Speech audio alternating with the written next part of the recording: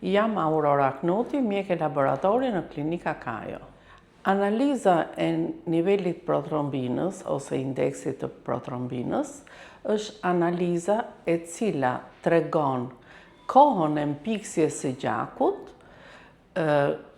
Në laborator realizohet në plazmën e pacientit duke shtuar reagentin specifik për të parë kur ky koagulon ose mpikset gjaku. Analiza e nivelit të protrombinës shprehet në 3 variante.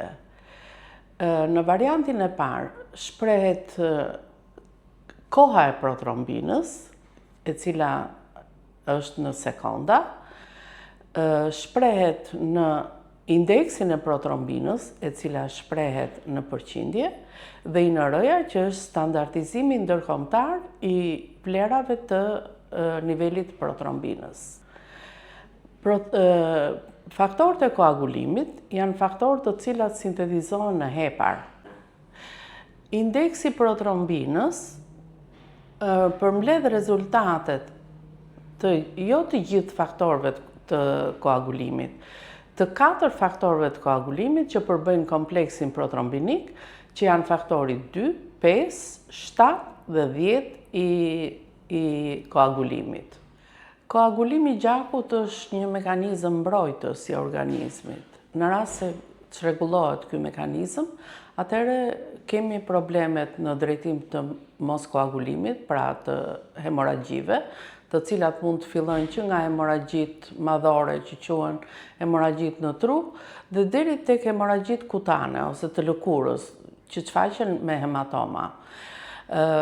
Ndërkohë, shtimi i këtyre faktorëve të koagulimit që lidhet me elementë të tjerë, atëherë kjo krijon situata deri në tromboza që edhe këto mund të jenë që nga truri dhe deri në organet e tjera. Kjo situatë zakonisht ndodh tek pacientët që mjekohen me holluz gjaku, të grupit të antivitaminikëve K, ose siç i njohin pacientët, mjekimi me sindrom ose me varfarin.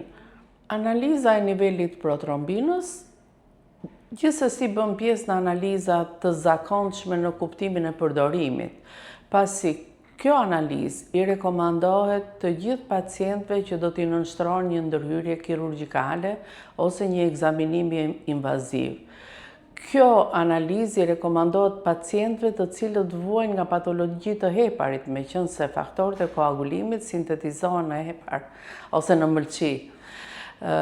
Kështu, në rastet kur kemi sëmundje të heparit, siç janë hepatitet, cirozat, kanceri i mëlçisë, ndërkohë vlerën më të madhe kjo analizë e merr tek pacientët të cilët marrin sindrom ose varfarin.